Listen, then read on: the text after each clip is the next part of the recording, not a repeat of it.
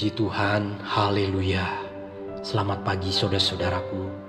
Saya senang bisa berjumpa kembali di pagi ini. Kiranya Bapak Ibu saudara sekalian dalam keadaan sehat dan dalam lindungan Tuhan Yesus Kristus. Pagi ini kita akan bersama-sama belajar firman Tuhan yang diambil dari kitab Zakaria. Kitab Zakaria digolongkan ke dalam rumpun kitab nabi-nabi kecil. Ada 12 kitab. Istilah kecil di sini merujuk kepada panjang pasal ayat kitab-kitab ini. Bukan pada kedudukannya yang penting atau tidak. Kitab ini ditulis oleh Zakaria sekitar tahun 520 sampai 470 sebelum Masehi. Kalau kita lihat di ayat pembuka kitab Zakaria, diperkenalkan siapa itu Zakaria. Dalam Zakaria 1 ayat 1 disebutkan ia adalah seorang nabi, putra dari Berekia dan cucu Ido. Kalau kita bandingkan dengan Nehemia 12 ayat 16, dikatakan bahwa Zakaria adalah kaum keluarga Imam Ido, yang menunjukkan bahwa ia berasal dari suku Lewi, dan setelah pembuangan melayani di Yerusalem sebagai imam dan nabi. Dalam Esra 5 ayat 1 disebutkan Zakaria bersama Hagai menjadi nabi yang menggugah orang Yahudi di Yehuda dan Yerusalem untuk melanjutkan pembangunan kembali bait suci pada zaman gubernur Zerubabel dan imam besar Yosua. Ketika bernubuat dan menulis pasal 1 ayat 8 dari kitab Zakaria, disebutkan dalam Zakaria 2 ayat 4, Zakaria masih muda. Namun pasal 9 sampai pasal 14 ditulis oleh Zakaria ketika usianya lanjut.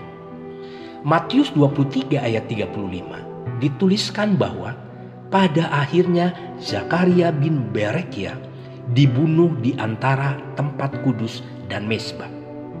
Dalam 2 Tawarikh 24 ayat 20 sampai 21 disebutkan pula bahwa kematian Zakaria itu mirip dengan kematian seorang hamba Allah sebelumnya dengan nama yang sama. Saudara, kalau kita baca dalam Zakaria 10 ayat 1 sampai 12, kita akan mendapatkan bahwa dosalah yang membuat persekutuan manusia dengan Allah menjadi rusak, dan hanya anugerah Allah yang dapat memulihkannya. Pemulihan itu mulai dengan pemberian keselamatan yang bersifat menyeluruh. Kalau kita pinjam bahasa sekarang disebut keselamatan yang holistik. Saya bacakan ayat yang pertama, Zakaria 10 ayat yang pertama. Mintalah hujan daripada Tuhan pada akhir musim semi. Tuhanlah yang membuat awan-awan pembawa hujan deras, dan hujan lebat akan diberikannya kepada mereka, dan tumbuh-tumbuhan di padang kepada setiap orang.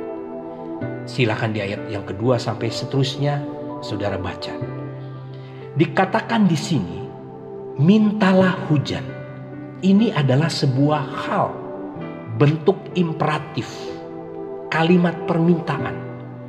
Hujan adalah sebuah hadiah dari Tuhan yang merupakan bagian dari berkat yang dijanjikan jika Israel mengikuti Allah. Sedangkan pada akhir musim semi di Palestina hanya ada 2 periode hujan. Pertama, hujan awal pada waktu musim gugur sebelum penanaman musim semi, kira-kira di bulan Oktober-November. Dan yang kedua, hujan akhir pada saat tanaman menjadi dewasa, kira-kira di bulan Maret-April. Hujan akhir menjadi sebuah ungkapan untuk berkat Allah dalam akhir zaman. Rupanya Israel pernah memberontak kepada Allah dengan menyembah berhala rumah tangga yang di dalam ayat yang kedua Zakaria 10 ayat 2 disebutkan sebagai terafim dan para juru tenung. Sebuah berhala yang penampakannya menyerupai manusia. Saudara, Israel melakukan seperti itu di ayat yang ketiga disebabkan karena tidak ada penggembalaan dari para pemimpinnya. Israel seperti domba liar.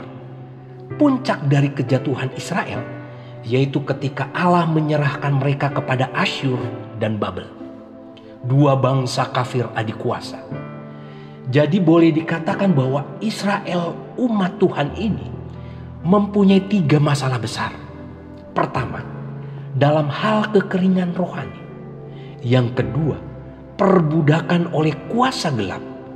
Dan ketiga, penindasan secara politik oleh kekuatan asing. 3 hal inilah yang membuat mereka jauh dari persekutuan intim dengan Allah. Namun demikian, Allah tetap setia pada umatnya. Sesaat ia murka dan menghukum, tetapi segera pula ia menerima mereka dalam kasih. Dikatakan di ayat 4-5, ia menjanjikan bahwa dari Yehuda akan muncul batu penjuru.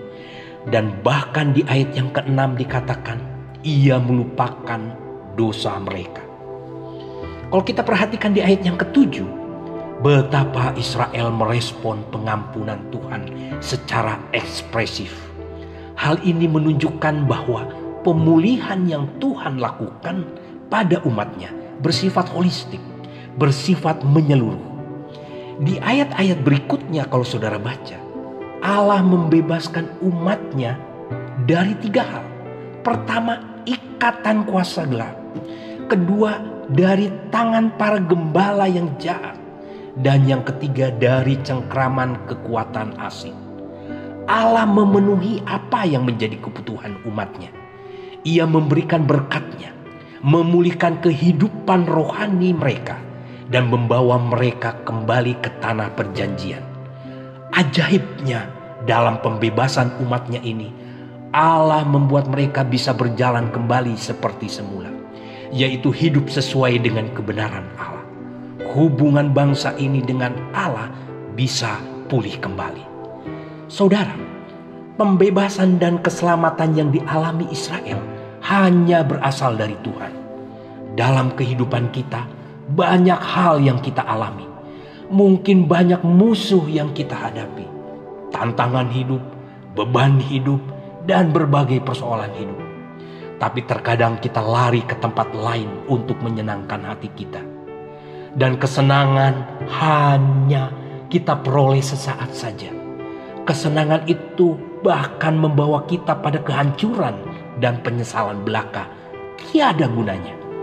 Kita justru mengalami kebinasaan. Tuhanlah yang membebaskan Israel dari bangsa musuh. Keselamatan hanya dari Tuhan. Oleh sebab itu Israel harus tetap mengingat Tuhan. Tuhanlah yang menjadi prioritas utama. Mari kita pun menjadikan Tuhan sebagai prioritas utama.